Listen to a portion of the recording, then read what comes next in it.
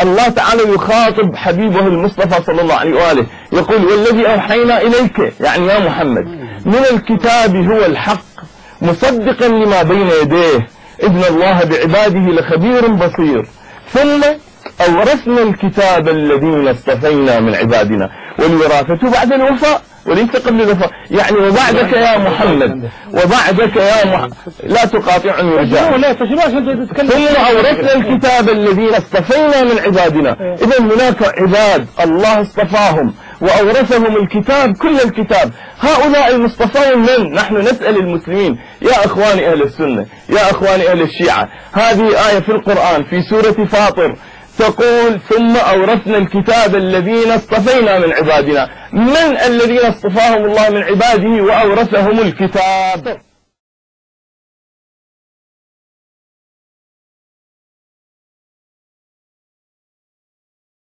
هنا تسكت تبارك الله فيك قد عرفت حجة أريد أن أسمع فيها رأيي لو سمحت. قل لي هذا الرجل سألك وسأل المسلمين عثمان الخميس ماذا لديك من رأي؟ إذا كان اقتنعت فيه الآن أتذكر لما أقول لك الآن هو عديت 4 دقائق عشان نسمع منك الرد لأني نقطة مهمة وجوهرية.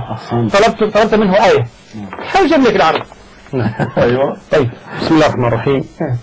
لا شك أنه كلام الدكتور التيجاني وكلام الدكتور عبد الحميد يدل على أنهما مفلسان من النصوص القرآنية في إمامة علي بن أبي طالب رضي الله عنه وأرضاه، ولذلك لم يذكر نصا صريحا وإنما يعتمدون على تأويل القرآن. ولذلك يقول الدكتور التيجاني في كتابه شوف أنا أقول حاجة اسمعني أنا لا أحب الترقاتك لو سمحت نفس واسمحت أنا بعد الدكتور التيجاني إلى بعد قليل. هنا أريد سؤال مهم وجهه هذا الرجل الأخ المحترم بين المسلمين أرجوك طبعا إذا مش حيأيدني حتى في دي حتى يكون الحوار منسجم مع بعض. قال قرأ لك الآية التي طلبتها سوف أعود بجانب بعد قليل وأرد عليه وإلا سلم له.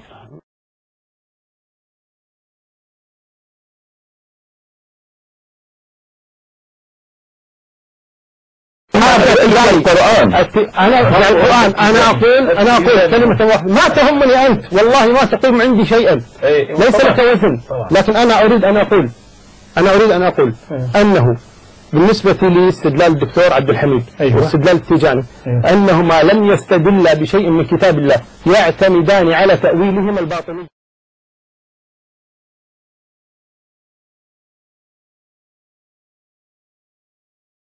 قول أن الإمام يأتي بعد النبي يكمل الدين يخصص العام ويقيد المطلق طيب وينسخ القرآن وينسخ السنة.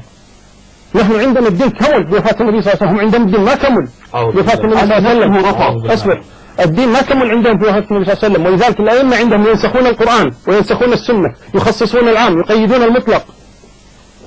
هذا لا نقبله أبدا، هذا كفر بالله تبارك وتعالى.